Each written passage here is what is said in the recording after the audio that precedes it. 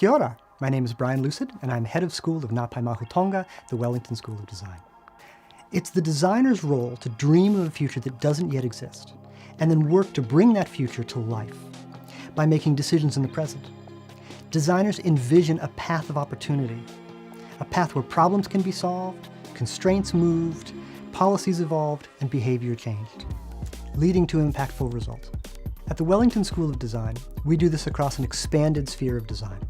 That means that our work ranges from the creation of bespoke objects and graphics, to the creation of systems of products, environments, and structures, to the planning and implementing of ecosystems of products and services, working towards design on its most massive scale, the shaping of our social and natural environments over short, medium, and long time scales. Our curriculum is designed to integrate conceptual thinking with hands-on making skills, so that each student can take action upon the world. That way they can best shape the future for themselves and those around them. Our 4-year program provides additional time in studio. This leads to greater depth within a discipline.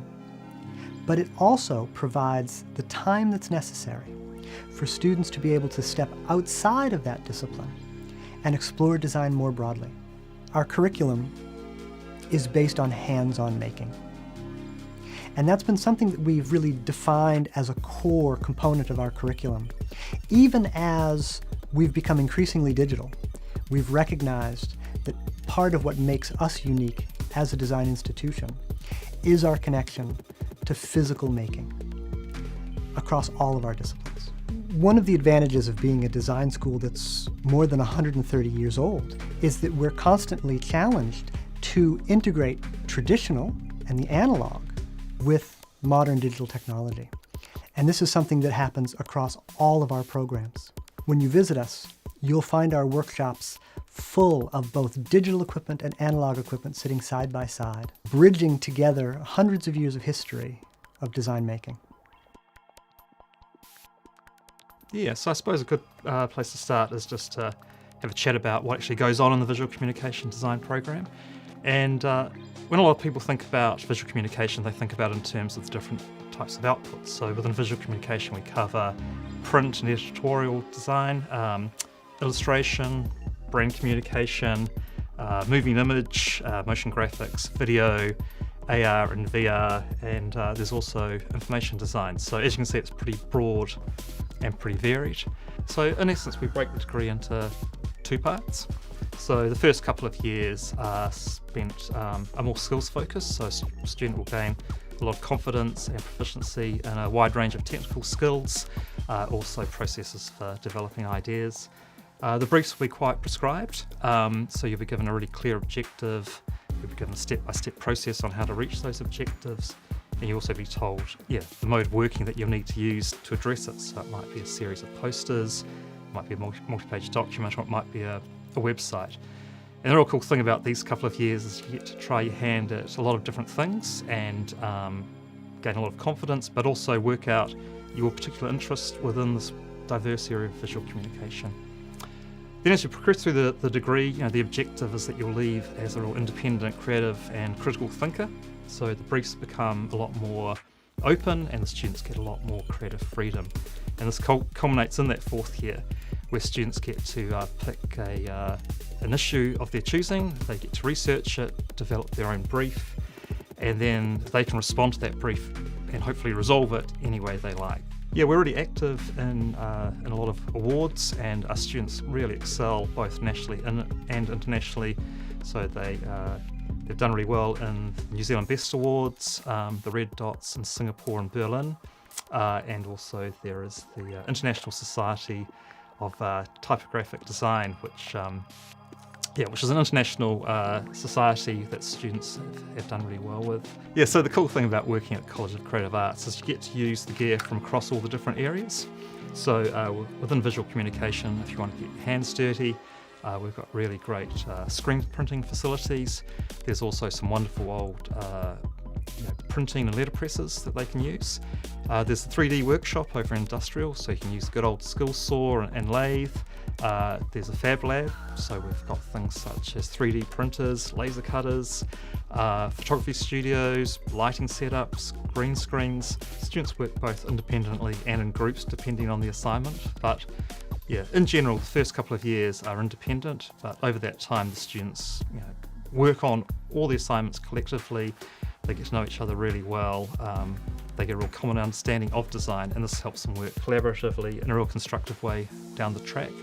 In the last couple of years, there are a lot more group projects because we think it's really important that you get to learn how to work with each other, and design is a social thing. So those are important skills to have. Yeah.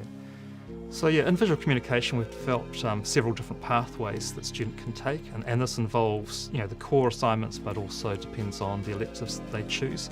And this really helps students focus in on an area of interest, or maybe kind of develop a level of expertise.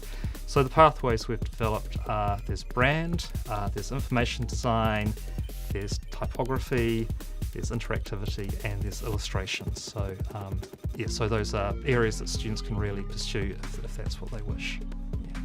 So while visual communication is really diverse, something that really, a thread that joins them all is this real focus on how design can be used for good. So within visual communication, we're not really interested in selling you the latest fad. What we're really interested in is briefs that highlight how design can be used to contribute to society in a really meaningful way. So within visual communication design, and I think probably across the whole college, the lectures are really hands-on in the studio environment, so we work a lot with students to guide them, facilitate them to reach their objectives. We also really encourage a really supportive and collaborative studio environment, so there's lots of students working with each other to help, whether it's giving feedback or critique or generating ideas. We also get students from the senior years to come down and help out, and this is all part of trying to soften those barriers between the year groups. And to complement that, there's a couple of fantastic student-led mentoring initiatives. One's called Tahi Rua Toru Wha, and that involves just informal meetups where you can do everything from chatting about what courses you might want to take. The senior students might give you advice about your work, or they might even just tell you where you can get some good noodles in town that are good and cheap. There's also Band from Brews, which has now been running for about 5 or 6 years, and that's where students invite recent graduates to come in and talk about that transition from university life to work life, and you get to kind of make those connections over a couple of pieces of pizzas and a few beers. So great opportunities for mixing not just with your year group but across the different year groups as well. It's a really exciting time to be a designer, and there's lots of great opportunities out there. So we've got students who go out and work, whether it's in designing publications or branding for studios. A lot of students work in more online environments, so whether it's thinking about user experiences or user interfaces or just the general marketing. But what we're also seeing is a real growing demand for students who can use their design skills and processes at a strategic level, especially government agencies, businesses and social enterprises, meet the needs of the people they're serving in a real kind of meaning and human-centred way. The Textiles major is part of the BDes programme within the School of Design. And as an area of design, it's quite difficult to pin down because it's actually a part of so many different areas: fashion, product, interiors and beyond. But essentially in Textiles here at Massey, we focus on the creation of new materials, new surfaces, but also on new material experiences and systems. Textiles and materials are key to our sustainable futures, and so we really forefront this in what we do in Textiles here. So as part of this, we encourage you to connect with the whakapapa of Textiles specific to Aotearoa New Zealand, but also to broader global perspectives, encouraging you to connect traditional approaches and the latest technologies. So Textiles at Massey is really unique to comparable programmes within New Zealand and also internationally because of the interdisciplinary nature of the BDes programme. It means that you can shape your studies in textiles towards your own personal goals and specific creative aspirations. So for example, you might want to study the textiles major alongside courses on fashion or industrial design or areas like concept design or visual communication. And our graduates often go into those sort of industrial spaces, and even beyond, interconnecting with fine arts practices as well. And so you can do this through taking specific elective pathways alongside the textile major, or working textiles into a route through the integrated design major. So the first year of the BDES programme enables you to take courses from a whole range of different areas within design, including textiles. Within textiles, we focus on materials and establishing a way of designing that really forefronts thinking through making. So it's about experimenting with different materials, different processes, working playfully, but also really thinking about how this impacts on the planet. Within the second year of the textiles programme, it's all about getting a kind of textile-specific toolkit under your belt. So it's about learning the fundamental materials and processes that we work with. So learning about print design, woven textiles, knitted textiles, embroidery. It's about gathering a kind of toolbox of skills, but it's not just about skills, it's about thinking through making and about the workshops and facilities that we have being the creative spaces themselves. It's not just about fabricating ideas, it's about thinking through making. So in the third year of the programme, it's all about applying these textile-specific skills to real-world problem spaces and live project briefs. And then in the fourth year, you can really establish a personal area of interest and develop a year-long research project that's really personal and specific to you. You might want to focus in on one particular area of textiles or develop a whole range of different processes and practices. Textile students have the opportunity to engage in a whole range of national and international competitions, and our students often find success in those spaces. So for example, we take part in an international colour competition called the Society of Dyers and Colourists, and we've had several global winners in that competition over recent years. We take part in the International Woolmark Challenge. Our students have the opportunity to take part in international exchange programmes and internships. Recently, we've had students take opportunities in the UK, the US, Hong Kong and India. We also take part in study trips to India in collaboration with fashion. Our facilities are extensive and second to none. Our workshops offer a really unique experience for students. So our students engage with a whole range of traditional textile technologies, so from screen printing, weaving, knitting and embroidery, and we look at these from both analogue and digital perspectives, so you get a really hands-on experience of textile processes, but also get to combine those with the latest digital fabrication techniques. And so this really allows our students to combine craft and technology and engage with technology areas beyond textiles, so engaging, for example, with elements like coding, VR, AR, 3D printing and so on. What's really lovely about textiles is that we're one of the smaller areas within the School of Design, and so there's a really lovely sense of community. Everybody gets to know each other, and because we're working in the workshops a lot, on site, on location, you really get to know each other well, and there's a real sense of collaboration and kind of dwelling with your practice. Graduates from textiles move into a whole range of different design-based careers. For example, working as print designers for high street fashion labels, woven textile designers for interior furnishing fabrics, product development with sustainable and an ethical focus, and many of our graduates set up as successful freelance designers or build successful designer maker practices. So in textiles, we're looking for students who are really curious, who are engaged in the visual and material world around them, and who care about how we use our resources.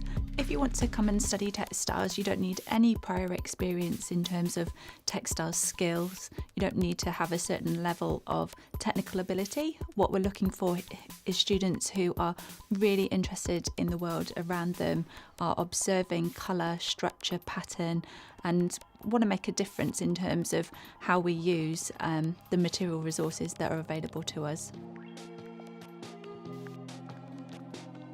So with industrial design, we make three-dimensional things. We design three-dimensional things. So the things that we are surrounded with, things like cameras, phones, hardware, furniture, your jewellery, your watch, all these things are industrially designed. And the things that we're particularly interested in are the way people engage with these things. We design for people, we think about people who are using them and how they work best with these things we design. Industrial design at Massey has a particular flavour, and that particular flavour is that we make things. Because we're working in the 3D world, because industrial designers are making 3D things, then we embed the manipulation of the 3D world in our design processes. So we make all the time. Somebody who comes in at the first year level that will be in the workshops in the first week making things, understanding the three-dimensional world through materiality, through form, through shape, through texture, and then embedding that understanding in the things that we design. So the way that we think about things, the designing for people is central and critical, and then the way that we express those things, the way that we explore those things here at Massey is through making. Because we think making is so important, from day one you're in the workshops making things. In the first year, one of the first exercises that you would do would be working with a very simple material that allows you to create a three-dimensional object out of a flat sheet. And then as we work through the subsequent years, we layer in skills around visualization, around making, around designing for people, the details of ergonomics and how people fit things, right through to design and emotion and how we feel about things. And then by the time we hit the fourth year, we take that skill set that you've developed and apply that to a really complex design project. And it's a project which students are allowed to choose and are allowed to steer, and let that skill set play out in how you explore the 3D world again, how you design for people, and bring all that in together into a really nicely designed object. And we have a range of digital manufacturing equipment, additive manufacturing, 3D printing, laser cutting, CNC machining, got some big 3D printers that we're exploring at the moment. This is a process that we refer to as sketch modelling, and these things are made very simply by hand with sandpaper and files and hand tools. And what they do very quickly is they let us understand how something is held, what it feels like, if it's the right size, that sort of feedback. And so these very simple models are also something that I really, really enjoy because they get us started in that 3D journey very, very quickly. Externally, we do a lot of work with design awards. So for example, one of our classes at the moment is working on an external brief with a bathroom manufacturer. And we often take projects that we're working on and submit them to awards, things like the Best Awards or the Red Dot Awards, which we do very well, the Dyson Awards, the Kohler Awards, the Dowse Art and Craft Awards are things that we submit work to. We staircase through our 4-year qualification, so there's a lot of skill to be learned working in the 3D world. So we start off with the skills, and then we introduce more and more sophisticated projects as the skill set builds. So projects that you'll be working on in second year will be quite focused and probably not engaged with a client. When we work the third year, we will work with clients. Then in the fourth year, when you're working with your own projects, you've really got good opportunities to go out and establish partnerships with people in the country, or in fact internationally. The student experience in industrial design at Massey is built a lot around the studios and our physical making spaces, our workshops. We're all practicing designers, we're all here because we love teaching, and so you'll work with us in the studios, but you'll also work with doing a lot of work outside formal class times with other students, but also in the workshops. And as much as we love doing our work from a lecturing point of view, the people who help us in the workshops are absolutely crucial to what we do, and we have a brilliant team of people in the workshop to help people understand how to make things, how to work with materials, how to work with machines and get the best results. So careers in industrial design, again, huge range of places that industrial designers end up. Some relatively obvious, perhaps. We have a graduate, Sam McCafferty, who works for Ducati designing motorcycles. Great work. Yeah, awesome thing to be working on. We have graduates working for Fisher & Paykel making whiteware. We've had graduates working with Apple, designing iPhones and iMacs, working with Samsung, working with vehicle manufacturers, those sorts of quite high profile and what I would call core industrial design things. We also have people working in furniture. So for example, Rachel Hall, who's one of our recent graduates, works for Formway Design. based here in Wellington, and has done some really interesting work in the commercial furniture and domestic furniture space. In terms of the range of industrial design, we go from that kind of product furniture space all through to other areas where, for example, one of our graduates has done a lot of work with the New Zealand Police, thinking about what the police of 2046 are going to be doing. And that's a forecasting project. It's kind of a futures element to industrial design, which is fascinating. So we go from designing products through to designing for people, designing systems, and some of those careers span that range.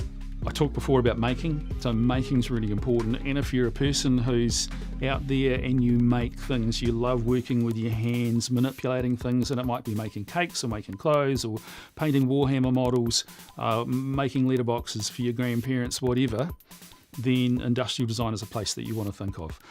It's a place that lets you make and explore the reasons why we make and build a skill set around that.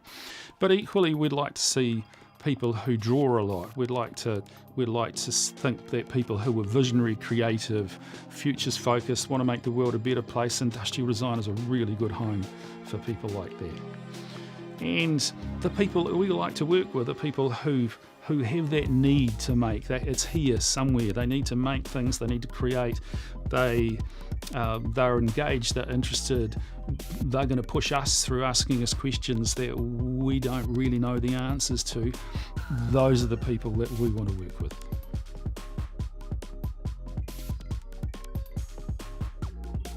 Our fashion program at Massey encourages students to develop their own creative and experimental design processes, supported by technical skills, critical thinking, knowledge, and problem solving. In addition to these skills, you develop a high level of understanding in markets, the customer, the consumer, and also how to promote yourself post-Massey. By the end of the program, we aim to have prepared you to find gainful employment for a diverse fashion future. Something that is really unique and noticeable at Massey is how students develop their design work around issues of sustainability. We see many projects with innovative and responsible approaches to fashion design, such as using zero-waste production methods and circular design strategies. And this type of understanding encourages students to find new ways to innovate and respond to a rapidly changing fashion future. Many students talk about the fashion show and the exhibition as being a highlight of their time at Massey, an opportunity to show their work on the runway to industry, media, and a great exposé of their work going forward for future employers. We teach creative, strategic, and practical skills to prepare you for a career in fashion, and you learn how to explore concepts and think in experimental and sustainable ways. A popular opportunity with students is the International Study Exchange, where you spend a semester studying fashion at an overseas university in a city such as Nottingham, London, Milan, or New York. Our students love international field trips. We have led frequent sustainable fashion study tours to India, where Massey students collaborate with fashion students in Delhi. An opportunity for our fourth year students is to take their work to New Zealand Fashion Week to show in the graduate show. This is a wonderful opportunity for students to showcase their work to international buyers and media and to network with industry. We have spacious studios in the fashion department, filled with resources to enable you to learn all aspects of your fashion training. We have digital technology, drafting tables, and lots of industrial machinery. We've got some great machines that do things like stitch on buttons and make buttonholes for you. But probably a favourite piece of equipment with our students would have to be the cutter plotter, which works alongside our digital pattern making platform. This not only prints but cuts out your pattern for you, a great time saver, and with minimal waste. Our graduates work across a wide spectrum of fashion opportunities. They have gone on to establish their own labels or to work as company designers, freelancers, consultants, etc. Students work in diverse areas, such as designing at Zambezi or digital pattern making at Karen Walker. We have students who have worked in trend forecasting teams in WGSN in London or as product developers at Nike in the US. We have students producing specification packages for protective wear companies, and we have a graduate who works in the design team at Koto, a New Zealand sustainable fashion label. Many students also own their own businesses. An example would be Catherine Wilson Footwear, Kate Sylvester, Ruby and Liam, and Colette Dunnigan. The core core of concept design is about telling stories. We talk about our pillars as being storytelling, characters, and world building. And so it's the imaginative creation of new worlds and experiences for people to engage within. And these experiences can sit within animation or film or game, but also in more emergent spaces such as location-based experiences and brand experiences as well. But the core of it is that as humans, we're very invested in telling stories, our stories, the stories of other animals, creatures, beings, future world possibilities around us. And so concept design is about how we visualize that and how we get an audience to feel comfortable that they want to engage in that space. They'll be working on digital platforms using Photoshop or ZBrush or Maya to digitally realise these designs, but they'll also work physically with physical clays and sculpting materials, model making, and bringing the physical real-world experience into their process of design. We're also looking at emergent technologies as a way of realising new experiences, so looking at virtual reality spaces as a way of being able to propose or visualise a potential world and get people to actually participate within it. Concept designers have always wanted to tell these interesting stories. You think about the Star Wars franchise, which is rooted in diversity and looking at different narratives of people and how the tension points that bring them together.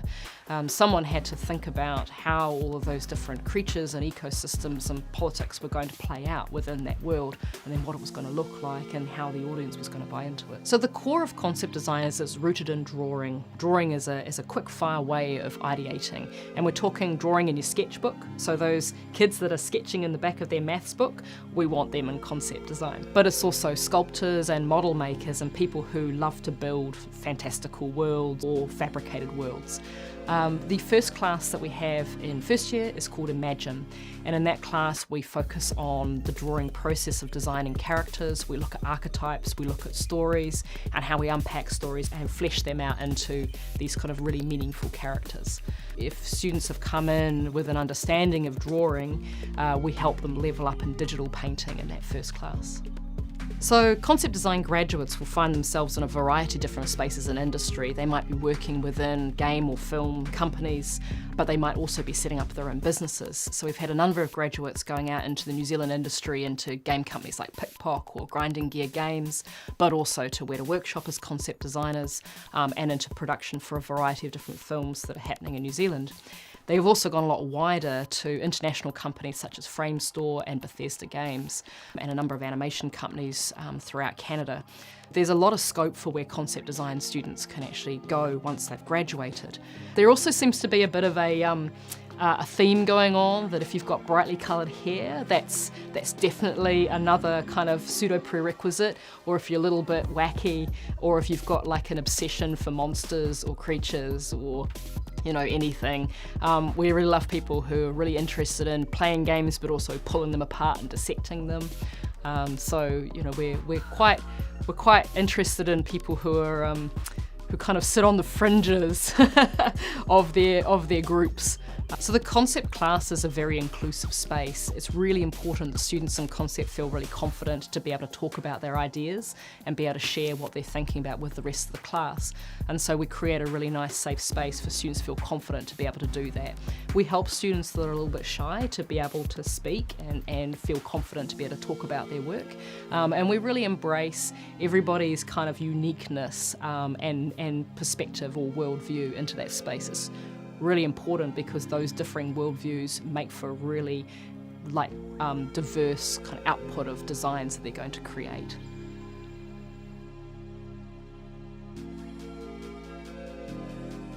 Photography at Massey is a unique experience because we have this vast college of creative arts, which means that as a student you can intersect with people and technologies that are really diverse and bring that to your photographic work. We have people using the DSLR camera to make movies and learning about audio capture and what it means for a photographer.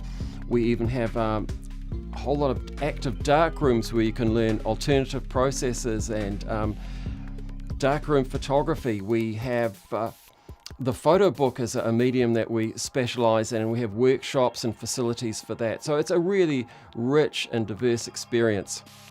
In the photography program, we ask students to take a deep, hard look at the whole world of photography, and it's an expansive field. There is so much happening. We wake up every day immersed in photography. It's part of our lives. So we ask students to look at possibly finding a pathway through documentary photojournalism, or in the fine arts field, or in the commercial field. Photography has a role there. So we provide platforms and spaces and workshops and technology to immerse people in that, but not just the technology.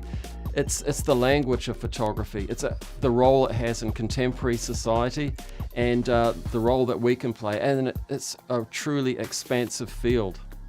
When you take the journey of being a photography major, you immerse yourself with a culture of students and lecturers who are in love with the medium and really take that exploratory stance. We really get in depth with the way that we can grapple with the medium and do new and exciting things with it. So we immerse you in studios. There's a lighting studio. We do on-location lighting. We do photography at night.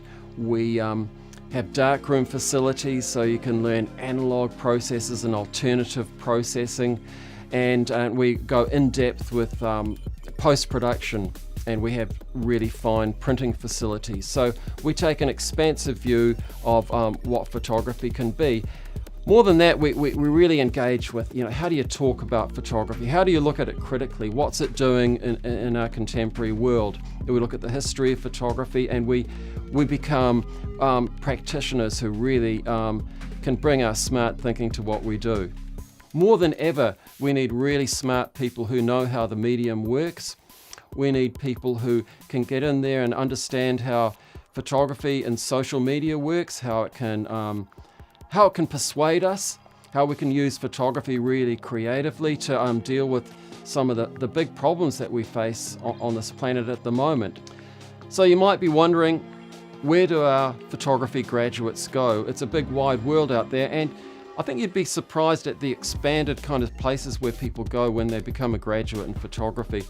I mean, of course, we have people who are photographers, commercial photographers who are making a living, doing editorial work and commercial work.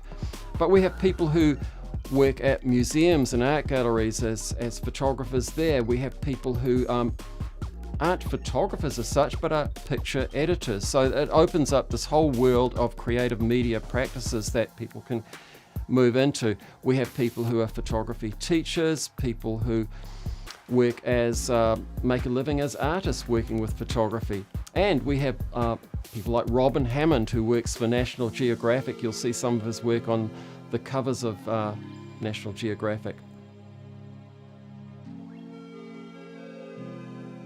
We get asked a lot what spatial design is, because it sounds like a really sort of broad term. And what spatial design encapsulates is traditional practices such as interior architecture. It also incorporates landscape design and urban design. We look at exhibition and performance and temporary structures.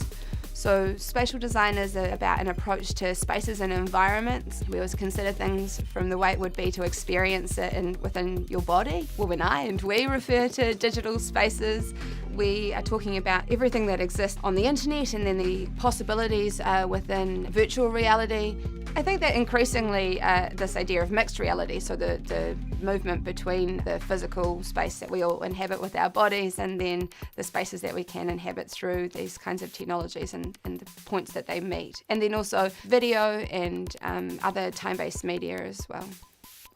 So students in their first year of spatial design would be introduced to the core concepts and ideas that spatial design covers. Lots of students don't know what that is when they come to spatial design, and we work with them to unpack what that means. So students will learn technical drawing skills and video editing and also rendering software.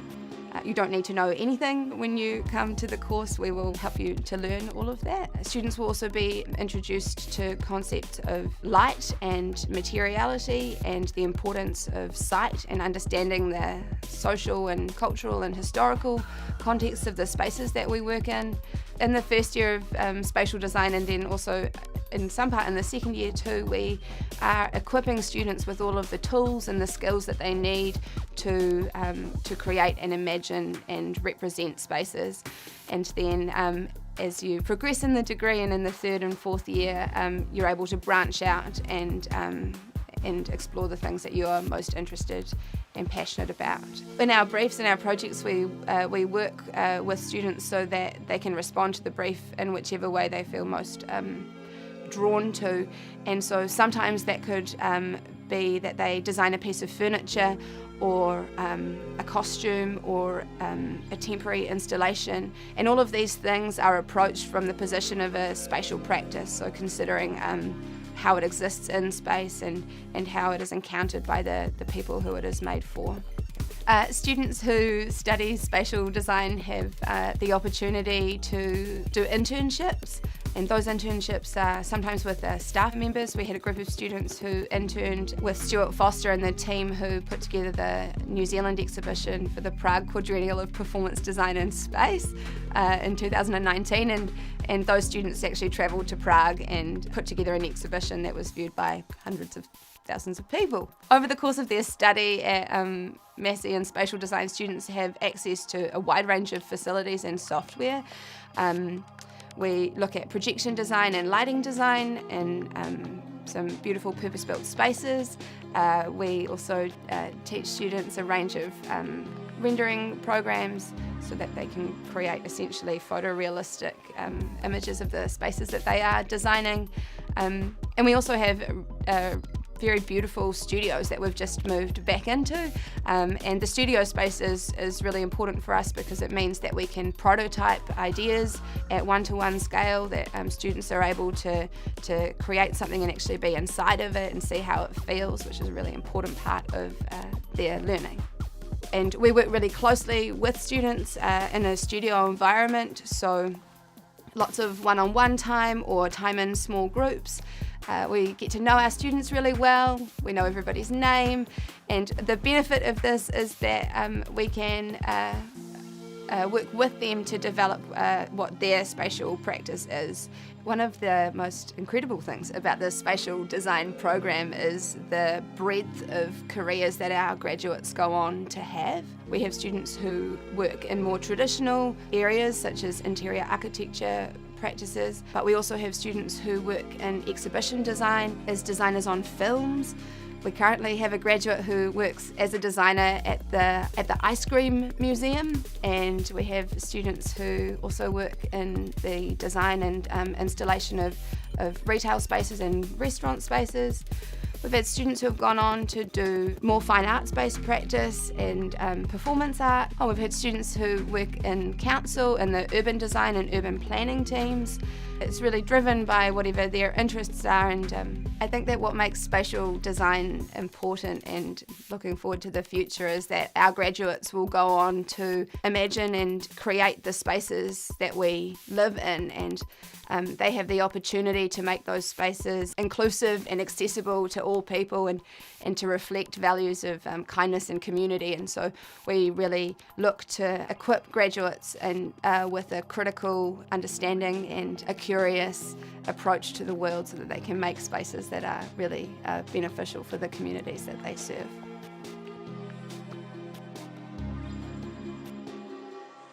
So one of our newest majors, launching this year, is integrated design. Integrated design is a truly unique major. As far as I'm aware, it's the only program of its kind in the Southern Hemisphere. Integrated design is for the design student who recognizes that their personal design practice doesn't neatly fit into one of the existing majors within the school. It allows them, through faculty supervision, to design their own design program by pulling together courses from across the curriculum within the school. An example of this is an industrial design student who is interested in materiality and wants to spend a significant part of their education also studying textiles. Or a fashion student who wants to integrate fashion media and brand into their practice.